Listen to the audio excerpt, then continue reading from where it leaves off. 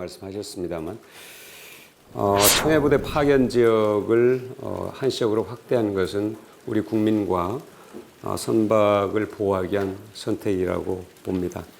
중동에는 우리 국민 2만 5천 명이 살고 있고 원유 수송의 70% 이상을 호르무즈 해협을 통과시켜서 우리가 수입하고 있습니다. 일부 야당에서 국회 동의를 받아야 한다고 하고 있습니다만 지난해 12월 국회에서 통과시킨 국군부대 소말리아 아덴만 해역 파견 연장 동의안에는 유사시에 작전 지역을 확대할 수 있도록 명시하고 있습니다. 그리고 작전 지역을 확대한 전례도 8차례나 있다는 점을 말씀드리겠습니다. 대한민국 국민의 생명과 안전을 위해서 헌신하고 있는 청해부대 장병들에게 특별한 관심과 격려를 부탁드립니다.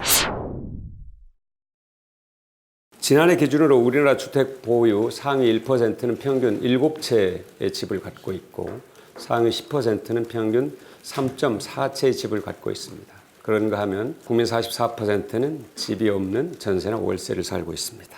집값 상승으로 소득을 올리고 재산을 증식하는 이 방식은 정의롭지 않습니다. 우리 사회의 건강성을 해칩니다.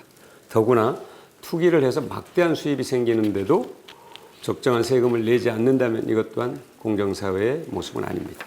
우리 국민 가운데 집을 가진 분, 또 갖지 못한 분, 또 빚을 내서 집을 사신 분, 또 집을 사기 위해 저축을 하고 계신 분 매우 견해가 다릅니다.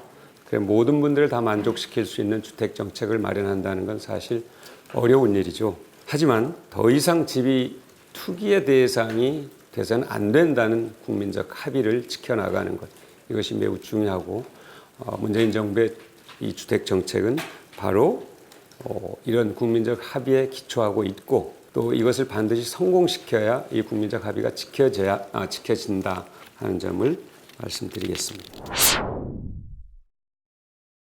지난해 경제성장률 속보치가 2.01%입니다. 정부의 적극적 재정 정책이 기여한 바가 매우 크다고 평가를 합니다.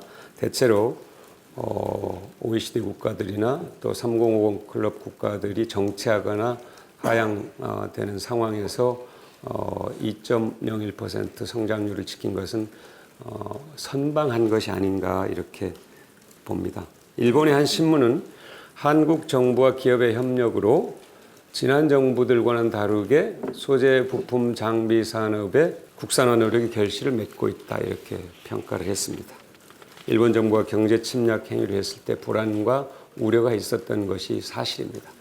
그러나 중소기업 중앙회 조사에 따르면 직접 피해는 0, 간접 피해는 50여 건 정도인 것으로 조사가 됐습니다. 국민들의 우리 경제를 스스로 지키겠다는 강한 의지가 일본의 경제 침략을 방어했고 또 정부와 대기업, 중소기업, 중견기업의 협력으로 소재 부품 장비 산업의 발전의 토대로 만드는 전화위복의 계기가 됐다 이렇게 평가를 합니다.